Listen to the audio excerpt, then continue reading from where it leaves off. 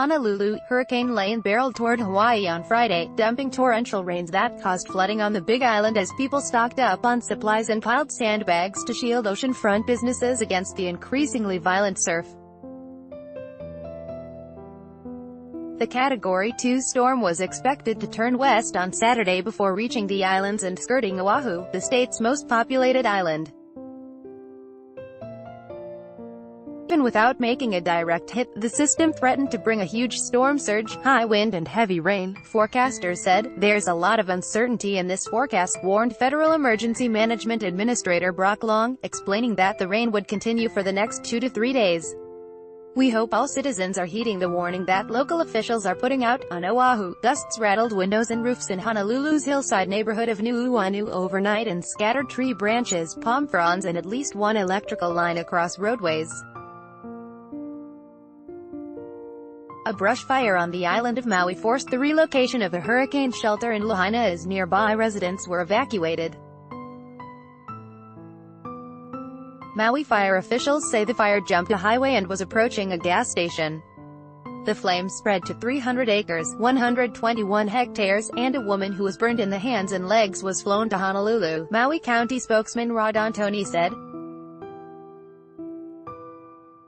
Article continued below. The flooding on the Big Island was fueled by as much as 35 inches 89 centimeters of rain that fell in 48 hours.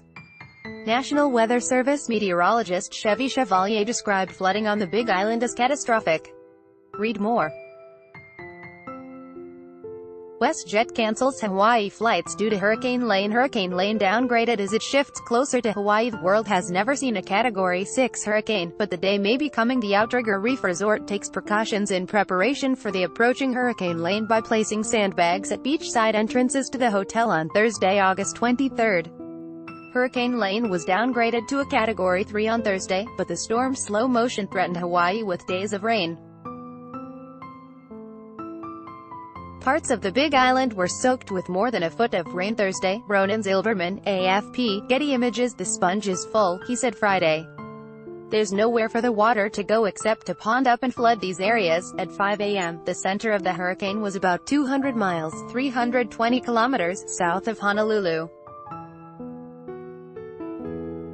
Article continued below. Police warned tourists to leave the world-famous Waikiki Beach ahead of the storm's arrival in Honolulu. So far, about 1,500 people, mostly on Oahu, were in emergency shelters, said Brad Kieserman of the American Red Cross.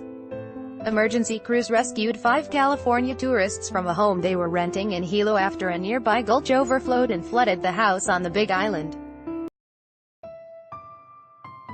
Suzanne Desmarais said a tiny waterfall and small stream were flowing near the home when she first arrived with 4 friends from the Los Angeles area. But the stream turned into a torrent, and the river rose rapidly over 24 hours. Hawaii County firefighters, who were in touch with the home's owner, decided to evacuate the group before the water rose any higher.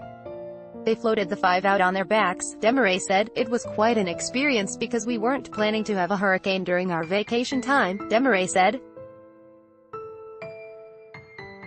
About 200 miles north of Hilo, on the state's most populated island of Oahu, employees of the Sheraton Waikiki Resort filled sandbags to protect the oceanfront hotel from surging surf.